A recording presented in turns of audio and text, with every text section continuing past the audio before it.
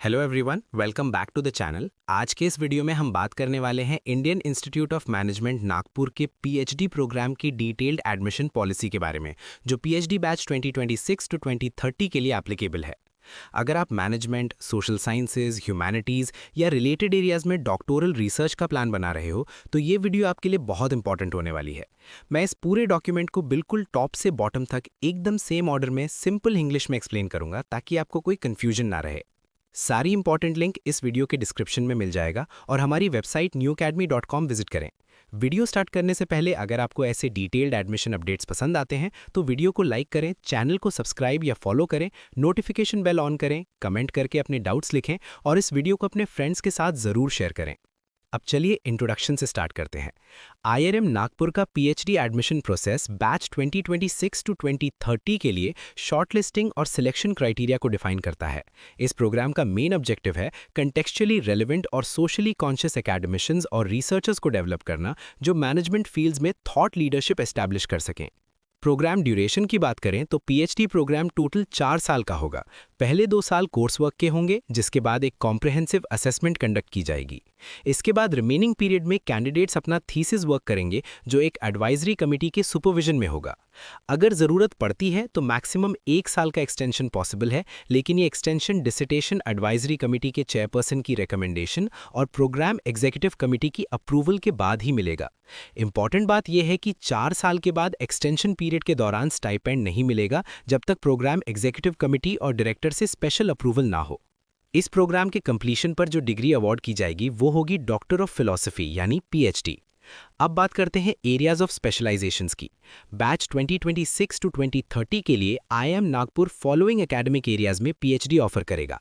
Decision science and information systems, जिसे short में DSIS कहा गया है, इकोनॉमिक्स एंड सोशल साइंस, जिसे इको बोला गया है, फाइनेंस एंड अकाउंटिंग यानी F&A, मार्केटिंग, जिसे MAR के नाम से मेंशन किया गया है, organisational behaviour and human resources management यानी OB and HR, production and operations management, जिसे POM कहा गया है, स्ट्रैटेजी एंड एंटरप्रेन्योरशिप यानी S&E, और लास्ट में humanities, arts and social sciences, जिसे HASS बोला गया है। एडमिशन नोटिस की बात करें तो पीएचडी प्रोग्राम का official admission notice IIM Nagpur की वेबसाइट पर पोस्ट किया जाएगा। ये वेबसाइट है iimnagpur.ac.in/admissions/। अब आते हैं एडमिशन सेक्शन पर। सबसे पहले एलिजिबिलिटी क्राइटेरिया। कैंडिडेट को इनमें से किसी एक एजुकेशनल क्वालिफिकेशन को फुलफिल करना होगा। अगर आपके पास मास्टर्स डिग्री है जो 2 साल की हो, 10+2+3 या 10+2+4 एजुकेशन सिस्टम के बाद, तो मिनिमम 60% या इक्विवेलेंट मार्क्स होने चाहिए।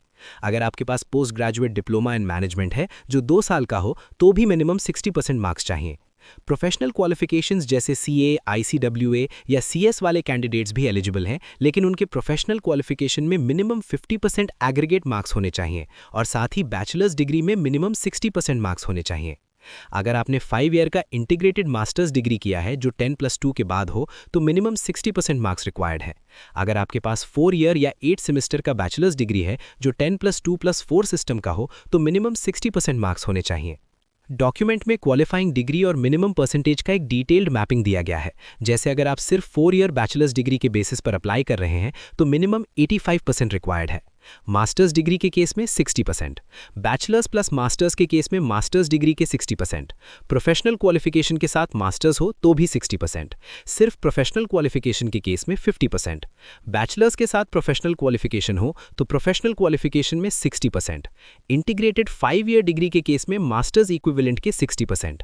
अगर एक से ज़्यादा मास्टर्स डिग्री है तो रेलेवेंट एरिया की मास्टर्स डिग्री में 60% चाहिए, जो एरिया के डिस्क्रिप्शन पर डिपेंड करेगा। अगर कोई भी कैंडिडेट इन कंडीशंस को फुलफिल नहीं करता तो एडमिशन ऑटोमेटिकली कैंसिल हो जाएगा। कैलकुलेशन सिर्फ उस क्वालिफाइंग डिग्री के मार्क्स के बेसिस पर होंगे जो कैंडिडेट एप्लीकेशन फॉर्म में फिल करेगा। डिग्री या क्वालिफिकेशन किसी रिकॉग्नाइज्ड यूनिवर्सिटी से होनी चाहिए जो सेंट्रल या स्टेट लेजिस्लेचर के एक्ट के अंडर एस्टैब्लिश्ड हो, या यूजीसी एक्ट 1956 के सेक्शन 3 के अंडर डीम्ड यूनिवर्सिटी हो, या ministry of education government of India से रिकॉग्नाइज्ड हो, या AICTE अप्रूव्ड इंस्टीट्यूशन से हो। फाइनल ईयर के स्टूडेंट्स भी अप्लाई कर सकते हैं, लेकिन अगर वो सिलेक्ट होते हैं तो उनका एडमिशन प्रोविजनल होगा। उन्हें लेटेस्ट बाय 31 मई 2026 तक एक सर्टिफिकेट सबमिट करना होगा जो उनके principal, head of department, registrar या डायरेक्टर के द्वारा इशू किया गया हो, और ये सर्टिफिकेट ये कंफर्म करे कि उन्होंने अपनी सारी रिक्वायर्ड एग्जामिनेशंस अपीयर कर ली हैं। फाइनल मार्कशीट्स और डिग्री पास सर्टिफिकेट उन्हें 31 दिसंबर 2026 तक सबमिट करनी होंगी। अगर ये कंडीशंस फुलफिल नहीं होती तो प्रोविजनल एडमिशन कैंसिल हो सकता है। SC, ST और PWD कैटेगरी के कैंडिडेट्स को मिनिमम क्वालिफाइंग मार्क्स में 5% का रिलैक्सेशन मिलेगा। रिजर्वेशन गवर्नमेंट ऑफ इंडिया की नॉर्म्स के अकॉर्डिंग एप्लीकेबल होगी। अब बात करते हैं स्क्रीनिंग एग्जामिनेशन की। PhD बैच 2026 टू 2030 के लिए अप्लाई करने के लिए कैंडिडेट के पास कम से कम एक वैलिड स्क्रीनिंग टेस्ट स्कोर होना चाहिए जो एरिया के अकॉर्डिंग डिफाइन किया गया है। ये एग्जाम 1 जनवरी 2024 के बाद लिया गया होना चाहिए। DSIS के लिए CAT, GMAT, GRE, GATE, UGC NET और UGC JRF। इको के लिए CAT, GMAT, GRE, GATE, UGC NET, UGC JRF, CSIR NET और CSIR JRF। Finance and accounting के लिए CAT, GMAT, GRE, GATE, UGC NET, UGC JRF। Marketing के लिए CAT, GMAT और UGC JRF management. OB and HR के लिए CAT, GMAT, GRE, UGC NET, UGC JRF, CSIR NET और CSIR JRF। POM के लिए CAT, GMAT, GRE, GATE, UGC NET, UGC JRF, CSIR NET और CSIR JRF। Strategy and entrepreneurship के लिए CAT, GMAT, UGC NET और UGC JRF। HASS के लिए CAT, GMAT, GRE, UGC NET और UGC JRF। Screening overall scores या percentiles के basis पर होगी, जैसे एरिया डिसाइड करेगा। NC, OBC और EWS कैंडिडेट्स को मिनिमम कट ऑफ में 5 परसेंटाइल या परसेंटेज का रिलैक्सेशन मिलेगा। SC, ST और PWD कैंडिडेट्स को 10 परसेंटाइल या परसेंटेज का रिलैक्सेशन मिलेगा। PGP full time alumni of any IIM के लिए एक स्पेशल प्रोविजन है। अगर उन्होंने पिछले 3 सालों में ग्रेजुएशन कंप्लीट की है और उनका CGPA 60% के इक्विवेलेंट है तो उन्हें स्क्रीनिंग एग्जाम से वेवर मिल सकता है। बैच 2026 के लिए जो कैंडिडेट्स 2024, 2025 या 2026 में ग्रेजुएट हुए हैं वो एलिजिबल हैं। फाइनल ईयर PGP स्टूडेंट्स भी एलिजिबल हैं अगर उनका करंट CGPA 60% के इक्विवेलेंट हो। अगर ये कंडीशंस फुलफिल नहीं होती तो प्रोविजनल एडमिशन कैंसिल हो सकता है। अब एडमिशन प्रोसेस की बात करते हैं। IIM नागपुर का PhD admission process multiple stages में कंडक्ट होगा। कैंडिडेट्स को सबसे पहले एक डिटेल्ड एप्लीकेशन फॉर्म फिल करना होगा जो स्टिपुलेटेड डेट्स के अंदर सबमिट करना होगा। सबसे पहले एलिजिबिलिटी और स्क्रीनिंग क्राइटेरिया के बेसिस पर इनिशियल स्क्रीनिंग होगी। सिलेक्टेड कैंडिडेट्स को प्रोविजनल एडमिशन ऑफर ईमेल के थ्रू भेजा जाएगा। ऑफर एक्सेप्ट करने के लिए कैंडिडेट को 50,000 रुपीज़ का कमिटमेंट फी डिपॉजिट करना होगा। इसमें से 20,000 रुपीज़ प्रोग्राम के 2 साल कंप्लीट होने के बाद रिफंड हो जाएंगे और रिमेनिंग 30,000 रुपीज़ प्रोग्राम कंप्लीट होने के बाद रिफंड होंगे। सिलेक्टेड कैंडिडेट्स को प्रिपरेटरी कोर्स अटेंड करना होगा जो एरिया या प्रोग्राम कमेटी एडवाइस करेगी।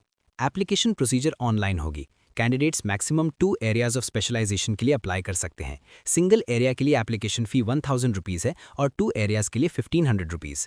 फीमेल कैंडिडेट्स को अप्लाई करने के लिए स्ट्रांगली इनकरेज किया गया है। एप्लीकेशन के टाइम कुछ डॉक्यूमेंट्स अपलोड करना मैंडेटरी है, जैसे latest exam score certificate, 10th और 12th मार्कशीट्स, ग्रेजुएशन या post graduation degree certificates, caste certificate अगर एप्लीकेबल हो, DAP सर्टिफिकेट अगर एप्लीकेबल हो, वर्क एक्सपीरियंस रिलेटेड डॉक्यूमेंट्स अगर हों और रिसर्च या एकेडमिक आउटपुट के डॉक्यूमेंट्स अगर अवेलेबल हों। अब विड्रॉल और कैंसिलेशन प्रोसेस समझ लेते हैं। अगर कैंडिडेट किसी भी स्टेज पर फॉल्स इन्फॉर्मेशन देता है तो एडमिशन कैंसिल हो जाएगा। अगर कमिटमेंट फी स्टिपुलेटेड डेट तक पे नहीं की तो प्रोविजनल ऑफर कैंसिल हो जाएगा। अगर कैंडिडेट फी पे कर देता है लेकिन विड्रॉ करना चाहता है तो स्टिपुलेटेड डेट से पहले एडमिशन ऑफिस को ईमेल करना होगा। इस केस में 1,000 रुपीज़ एडमिनिस्ट्रेटिव चार्जेस डिडक्ट करके जुलाई 2026 में रिफंड प्रोसेस किया जाएगा। अगर कैंडिडेट स्टिपुलेटेड विड्रॉल डेट के बाद विड्रॉ करता है या प्रोग्राम के लिए रजिस्टर नहीं करता तो पूरी अमाउंट फॉरफीट हो जाएगी। अगर कैंडिडेट रजिस्ट्रेशन डेट पर रिपोर्ट नहीं करता तो एडमिशन कैंसिल हो जाएगा। अगर प्रोग्राम बीच में छोड़ देता है तो जो कमिटमेंट फी इंस्टीट्यूट के पास है वो फॉरफीट हो जाएगी। रिफंड हमेशा उसी अकाउंट में होगा जिससे पेमेंट की गई थी। लास्ट में कुछ इंपॉर्टेंट नोट्स। सिर्फ एलिजिबिलिटी फुलफिल करना शॉर्टलिस्ट होने की गारंटी नहीं है। इंस्टीट्यूट अपने डिस्क्रिशन पर कैंडिडेट्स की नंबर लिमिट कर सकता है। सारे डिस्प्यूट्स नागपुर सिटी के जुरिस्डिक्शन के अंडर होंगे। IIM नागपुर एक ऑटोनोमस इंस्टीट्यूट है जो IIM एक्ट 2017 के अंडर गवर्नड है। इंस्टीट्यूट अपनी शॉर्टलिस्टिंग और सिलेक्शन क्राइटेरिया में चेंजेस करने का राइट रिजर्व करता है। अब बात करते हैं इंपॉर्टेंट डेट्स की जो पीएचडी प्रोग्राम बैच 2026 टू 2030 के लिए आईआईएम नागपुर ने टेंटेटिव रूप में अनाउंस की हैं। सबसे पहले ऑनलाइन एप्लीकेशन का लिंक ओपन होगा 15 दिसंबर 2025 को। इसका मतलब है कि कैंडिडेट्स 15 दिसंबर 2025 से अपना एप्लीकेशन फॉर्म ऑनलाइन फिल करना स्टार्ट कर सकते हैं। ऑनलाइन एप्लीकेशन सबमिट करने की लास्ट डेट रखी गई है 28 फरवरी 2026। कैंडिडेट्स को स्ट्रांगली एडवाइस किया जाता है कि लास्ट डेट का वेट ना करें और टाइम से पहले अपना फॉर्म सबमिट कर दें ताकि किसी टेक्निकल इशू या डिले का रिस्क ना हो। इसके बाद नेक्स्ट स्टेज आता है शॉर्टलिस्टिंग का। पर्सनल इंटरव्यूज के लिए शॉर्टलिस्टिंग अप्रैल 2026 में की जाएगी, जो टेंटेटिव है। शॉर्टलिस्टेड कैंडिडेट्स को एरिया स्पेसिफिक प्रोसेस के लिए इन्फॉर्म किया जाएगा। एरिया वाइज पर्सनल इंटरव्यूज अप्रैल 2026 और मई 2026 के दौरान कंडक्ट किए जाएंगे। ये भी टेंटेटिव शेड्यूल है और एग्जैक्ट डेट्स एरिया के अकॉर्डिंग कम्युनिकेट की जाएंगी। इसके बाद कमिटी पर्सनल इंटरव्यूज होंगे जो मई 2026 में एक्सपेक्टेड हैं। ये स्टेज फाइनल इवैल्यूएशन का हिस्सा होती है जिसके बेसिस पर प्रोविजनल एडमिशन ऑफर्स इशू किए जाते हैं। और लास्ट में जो कैंडिडेट सिलेक्ट होते हैं उनकी रजिस्ट्रेशन जुलाई 2026 में होगी, जो अभी टेंटेटिव है। रजिस्ट्रेशन के टाइम कैंडिडेट्स को कैंपस पर रिपोर्ट करना होगा as per instructions given by the institute. अब इसी वीडियो को आगे कंटिन्यू करते हुए अब बात करते हैं फाइनेंशियल सपोर्ट की जो आईआईएम नागपुर अपने पीएचडी स्कॉलर्स को प्रोग्राम के दौरान प्रोवाइड करता है। ये सेक्शन काफ़ी इंपॉर्टेंट है, स्पेशली उन कैंडिडेट्स के लिए जो फुल टाइम पीएचडी प्लान कर रहे हैं। सबसे पहले स्टाइपेंड की बात करते हैं। पीएचडी प्रोग्राम के ड्यूरेशन के दौरान पार्टिसिपेंट्स को मंथली स्टाइपेंड मिलेगा। ईयर 1 और ईयर 2 के दौरान स्टाइपेंड होगा 40,000 रुपीज़ पर मंथ। जैसे ही कैंडिडेट अपना कॉम्प्रिहेंसिव एग्जामिनेशन सक्सेसफुली कंप्लीट कर लेता है, उसके बाद ईयर 3 और ईयर 4 के लिए स्टाइपेंड इंक्रीज होकर 43,000 रुपीज़ पर मंथ हो जाएगा। ये इंक्रीज ऑटोमेटिकली इनिशिएट किया जाएगा कॉम्प्रिहेंसिव एग्जाम के सक्सेसफुल कंप्लीशन के बाद। इसके अलावा इंस्टीट्यूट एक स्टार्टअप ग्रांट भी प्रोवाइड करता है। ये एक वन टाइम ग्रांट होता है जो ईयर 1 में दिया जाता है। इसकी अमाउंट है 1 लाख रुपीज़। ये ग्रांट मेनली हार्डवेयर, सॉफ्टवेयर और रिसर्च रिलेटेड बेसिक सेटअप के एक्सपेंसेस कवर करने के लिए दिया जाता है। पीएचडी स्कॉलर्स को कंटिजेंसी अलाउंस भी मिलता है। ये अलाउंस सेकंड ईयर से लेकर 4th ईयर तक एप्लीकेबल होता है। इसकी अमाउंट है 25,000 रुपीज़ पर ईयर। इस कंटिजेंसी अलाउंस का use research expenses, books purchase, photo कॉपिंग और अदर एकेडमिक नीड्स के लिए किया जा सकता है। कॉन्फ्रेंस पार्टिसिपेशन को एनकरेज करने के लिए इंस्टीट्यूट कॉन्फ्रेंस फंडिंग भी प्रोवाइड करता है। एरिया के प्रेस्क्राइब्ड नॉर्म्स के अकॉर्डिंग पीएचडी स्कॉलर्स को एक इंटरनेशनल कॉन्फ्रेंस और 3 डोमेस्टिक कॉन्फ्रेंसेज अटेंड करने के लिए फंडिंग दी जाएगी। ये फंडिंग रीइंबर्समेंट बेसिस पर होती है। इंटरनेशनल कॉन्फ्रेंस के लिए मैक्सिमम 1,50,000 रुपीज़ पर कॉन्फ्रेंस पेपर तक का अमाउंट प्रोवाइड किया जाएगा, जिससे ट्रैवल, रजिस्ट्रेशन और रिलेटेड एक्सपेंसेस कवर हो सकें। नेशनल कॉन्फ्रेंस के लिए मैक्सिमम 20,000 रुपीज़ पर कॉन्फ्रेंस पेपर तक का सपोर्ट दिया जाएगा। इस तरह से Indian institute of management Nagpur अपने पीएचडी स्कॉलर्स को सिर्फ एकेडमिक सपोर्ट ही नहीं बल्कि स्ट्रॉन्ग फाइनेंशियल बैकिंग भी प्रोवाइड करता है ताकि स्टूडेंट्स अपने रिसर्च पर बिना फाइनेंशियल स्ट्रेस के फोकस कर सकें।